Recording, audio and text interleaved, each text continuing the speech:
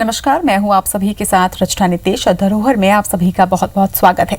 हमारी आज की खास पेशकश है मोहब्बत का मरकज, ग्वालियर में स्थित एक ऐतिहासिक महल जो आज भी अमर प्रेम का गवाह बनकर खड़ा हुआ है।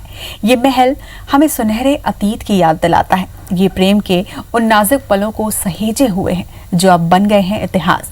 आज भी इस महल की दरो दीवार पर अमर प्रेम की छाप नजर आती है। एक महल, एक एहसास, एक सच जो उस दौर की दास्तान को बयां करता है। जी हाँ, उस दौर का जब यहाँ आकर लिया था एक अद्भुत प्रेम कहानी ने। आज आपको उस प्रेम कहानी के हर रंग, हर रूप से रूबरू कराएंगे और इस सफर में हमारा गाइड होगा ग्वालियर का गुजरी महल।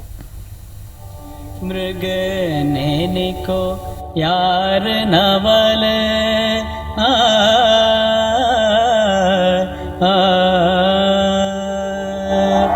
जी हाँ, प्रेम की वो अमिट दास्तान जिसने निन्नी उर्फ मृगनैनी को इतिहास में अमर कर दिया। इसी मृगनैनी के चलते ही प्रसिद्ध हुआ है ये गुजरी महल। ग्वालियर किले के नीचे तलहटी में स्थापित है ये महल।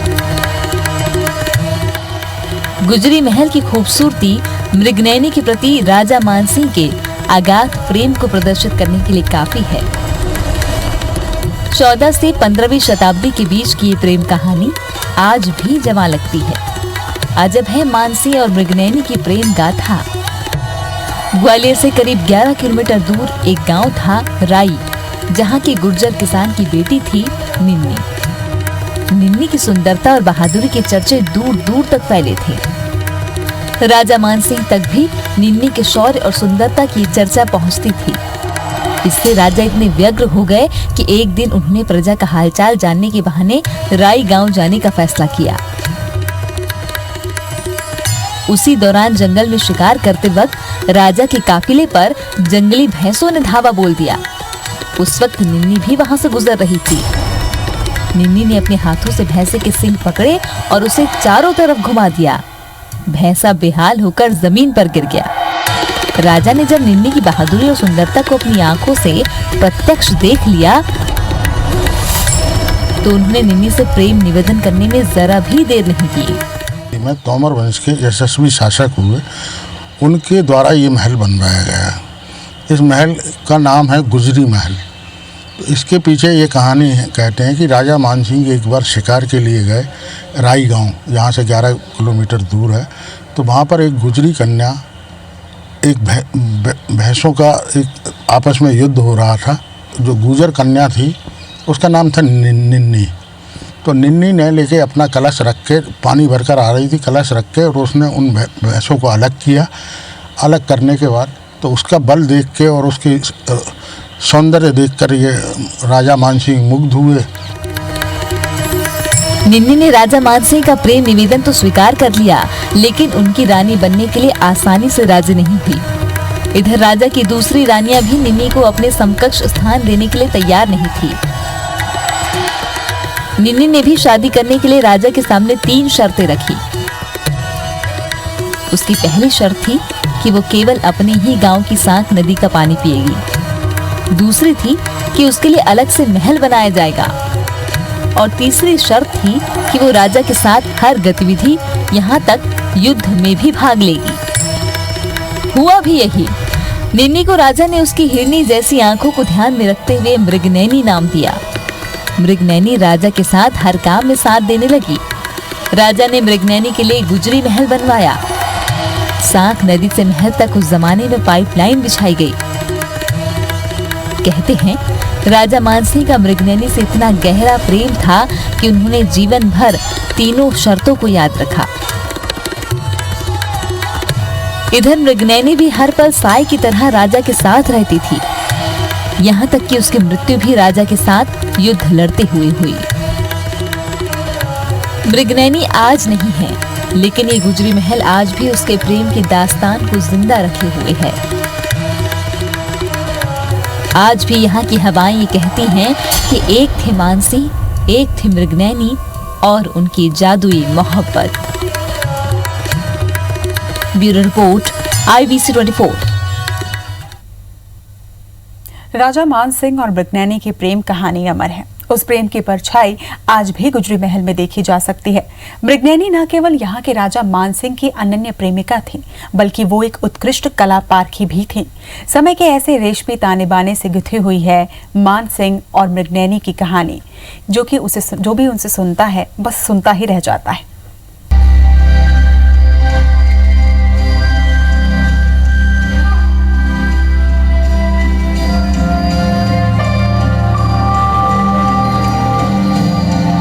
महाराजा मान सिंह तोमर वंश के प्रतापी राजा माने जाते हैं। मान सिंह ने दिल्ली सल्तनत के सिकंदर लोदी के विरुद्ध 1505 में बगावत कर दिया था, जिसके बाद उन्हें नजरबंद कर दिया गया। 1517 में लोदियों की लंबी नजरबंदी के बाद वो मुक्त हुए। कहा जाता है कि इब्राहिम लोदी के साथ युद्ध लड़ते हुए मृगनयनी ने दुनिया को अलविदा कह दिया।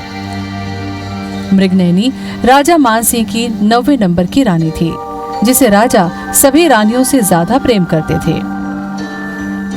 मृगनयनी कला की पारखी थी। संगीत का बेहद शौक था मृगनयनी को। कहा यह भी जाता है कि उस जमाने में तानसेन के समकालीन रहे बैजू बावरा से मृगनयनी ने संगीत सीखा था। मृगनयनी संगीत की बहुत बड़ी प्रशंसक थी। उसे संगीत से गहरा लगाव था। यूं कहें संगीत मृगनयनी का प्यार था। इसकी झलक यहाँ के महल में भी देखने को मिलती है। इस महल में एक तलघर है और इस तलघर के बारे में कहा जाता है, जनश्रुति है कि यहाँ पर मृगनयनी को संगीत सीखती थी और संगीत की शिक्षा दीक्षा बैजू बावरा तानसेन के गुरु थे, चंदेरी के रहने वाले थे। प्रॉब्ली वो जो आप देख रहे हैं ऊपर, वहाँ पर वो बैठा करते थे बैजू बावरा, क्योंकि उसको सिंगिंग का बहुत शौक था। तो वहाँ बैजू बावरा बैठा करते थे, वहाँ पर वो गाना गाया करते थे। उससे कुछ वो होता था जिससे लाउडनेस आती थी उनकी वॉइस में, और वो यहाँ पर बैठ करके कहीं पर टेरेस पर सीखा करती थी। और यहाँ पर उसके संग मान सिंह बैठा करते थे कि वो कैसा गाती थी। 15वीं शताब्दी के कुछ चित्र जो कि राजा मान सिंह और मृगनयनी के कला प्रेम को प्रदर्शित करते हैं, वो इस महल में देखे जा सकते हैं। 14 से 15वीं शताब्दी के हथियार और कुछ ऐतिहासिक धरोहर यहाँ संरक्षित हैं। भले ही मृगनयनी नहीं रही, लेकिन उनका प्रेम, उनकी शोहरत, उनकी नारी शक्ति की छाप आज भी गुजरी महल के हर कोने में नजर आती है। गुजरी महल के झरोखे, गुंबद, दरवाजे, नक्काशियां और विशाल कक्ष सब के सब स्थापत्य कला के नायाब नमूने हैं। गुजरी महल की खूबसूरती को देखकर ये अंदाजा लगाना मुश्किल नहीं है कि इसे राजा मान सिंह ने अपनी रानी मृगनयनी के लिए कितने प्रेम से बनवाया होगा। Bureau report, IBC 24। सदियां गुजर गईं और इस दौरान गुजरी महल ने भी बदलते जमाने की कई तस्वीरों को देखा। इस महल ने इतिहास को वर्तमान में समेटने की कोशिश की। आज यही गुजरी महल मध्य प्रदेश का सबसे पुराना संग्रहालय बनकर अपने इतिहास को दुनिया के सामने जाहिर कर रहा है।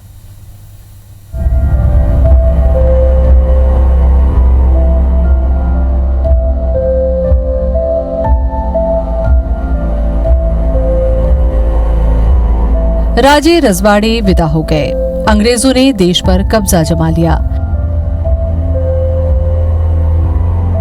लेकिन ग्वालियर की ऐतिहासिक विरासत यानी ये गुजरी महल इतना भव्य है कि अंग्रेजों ने भी इसे पूरा मान सम्मान दिया। आजादी से पहले ही तत्कालीन सरकार ने 1922 में इस महल को संग्रहालय बना दिया। इस संग्रहालय में 28 गैलरियां हैं, 9000 कलाकृतियां हैं।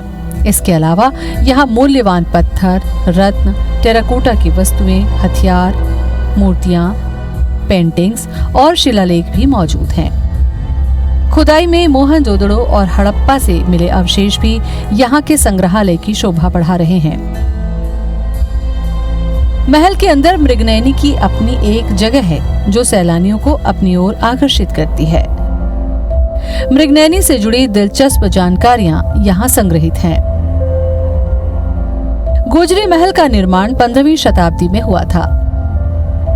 अमर प्रेम के प्रतीक स्वरूप बना ये महल अब देश के बेहतरीन संग्रहालयों में से एक है। महल में स्थित बहुत सी कलाकृतियों को मुगल आक्रमणकारियों ने तहस नहस कर दिया। वो टूटी फूटी मूर्तियां आज भी यहाँ मौजूद हैं। अंग भंग होने के बावजूद इन मूर्तियों की बनावट और कलात्मकता देखते ही बनती है। ग्यारसपुर की त्रिवेदी शालभंजिका की मौजूदगी यहाँ का एक और विशेष आकर्षण है। इस दुर्लभ प्रतिमा का लघु रूप ही बचा है। सच तो यह है कि संग्रहालय की तमाम बेशकीमती धरोहरों के बावजूद सैलानियों की आंखें अगर सबसे ज्यादा कुछ तलाशती हैं तो वो हैं मानसी और मृगनयनी से जुड़ी निशानियां। Bureau report IBC 24। धरोहर में आज के लिए इतना ही। मुझे दीजिए इजाजत। नमस्कार।